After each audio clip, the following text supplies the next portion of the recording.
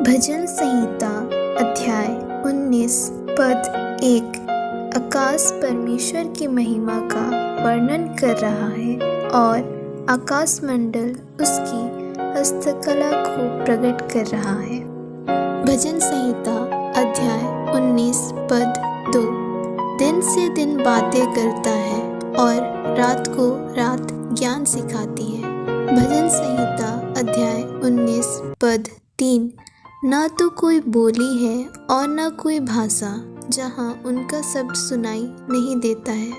भजन संहिता अध्याय 19 पद 4। उनका स्वर सारी पृथ्वी पर गूंज गया है और उनके वचन जगत की छोर तक पहुँच गए हैं। उनमें उसने सूर्य के लिए एक मंडप खड़ा किया है। भजन संहिता अध्याय 19 पद 5।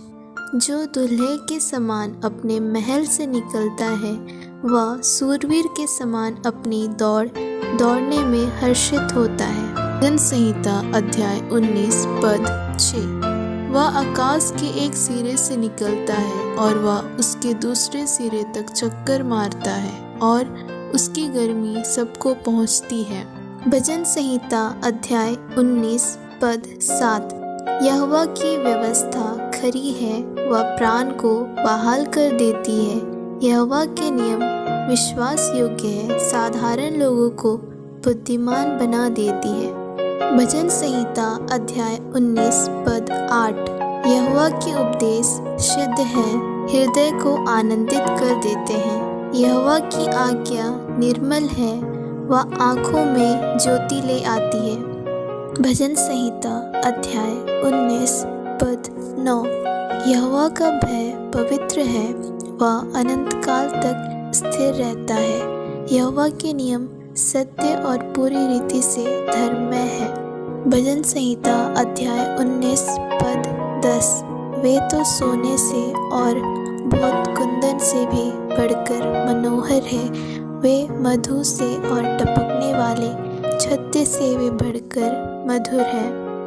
भजन संहिता अध्याय 19 पद 11। उन्हीं से तेरा दास चिताया जाता है, उनके पालन करने से बड़ा ही प्रतिफल मिलता है।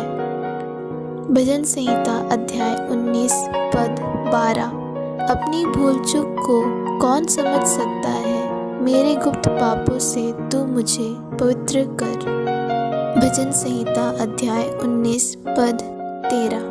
तू अपने दास को ढिठाई के पापों से भी बचाए रख, वे मुझ पर प्रभुता करने ना पाए।